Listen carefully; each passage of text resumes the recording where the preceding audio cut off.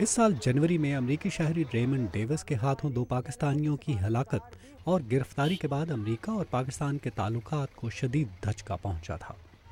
پاکستان میں اس واقعے سے امریکہ مخالف جذبات میں اضافہ ہوا تو صدر اوباما اور اعلیٰ امریکی عہدیدار پاکستان پر دباؤ ڈال رہے تھے کہ امریکی اہلکار کا سفارتی استثناء تسلیم کیا جائے، جبکہ پاکستان میں اس کی شدید مخالفت کی جا رہی تھی۔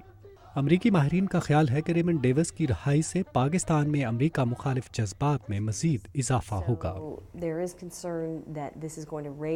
ہمیں تشویش ہے کہ اب امریکہ مخالف جذبات میں اضافہ ہوگا اور حکومت پر ویسے ہی دباؤ پڑے گا جیسے اسلام آباد میں لال مسجد پر فوج کی کارروائی کے بعد ہوا تھا۔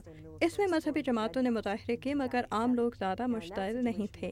اس واقعے میں دیکھنا ہوگا کہ آیا فوج مذہبی جماعتوں کے ساتھ اپنے تعلقات کو استعمال کرتے ہوئے رد عمل کی شدت کو کم کر سکتی ہے یا نہیں۔ واشنگٹن کے ایک قدامت پسند تھنک ٹینک دی ہیریٹیج فاؤنڈیشن سے منسلک جنوبی ایشیائی امور کی ماہر لیزا کرٹس کا کہنا ہے کہ دونوں ملکوں کے حساس اداروں کے درمیان تعلقات میں کشیدگی ریمنڈ ڈیوس کے علاوہ پچھلے کچھ عرصے کے دوران رونما ہونے والے واقعات کی وجہ سے بھی ہے۔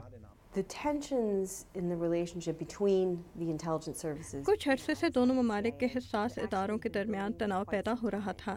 اس کی ایک وجہ پاکستان کے حساس ادارے ISI کے لشکر طیبہ کے ساتھ مبینہ روابط ہیں، جن پر ممبئی حملوں میں ملوث ہونے کا الزام ہے۔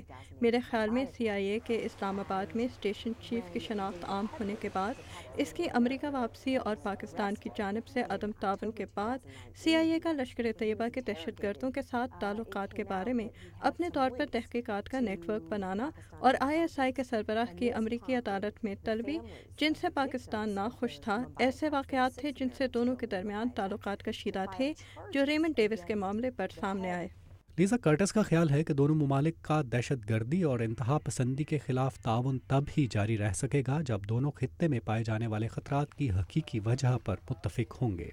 ان کے خیال میں دونوں ملکوں کے درمیان اعتماد قائم کرنے کے لیے پاکستان کو کچھ عسکریت پسند تنظیموں کے متعلق اپنا رویہ تبدیل کرنا ہوگا۔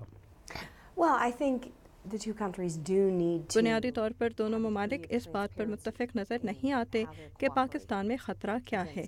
امریکہ لشکر طیبہ کی عالمی سطح پر دہشت گردی کی صلاحیت کے خطرے کو بہت سنجیدگی سے لیتا ہے، مگر پاکستان کی سیکیورٹی اسٹیبلشمنٹ کا خیال ہے کہ اگر لشکر طیبہ سے پاکستان کو کوئی خطرہ نہیں تو اس کے خلاف کارروائی کی ضرورت نہیں۔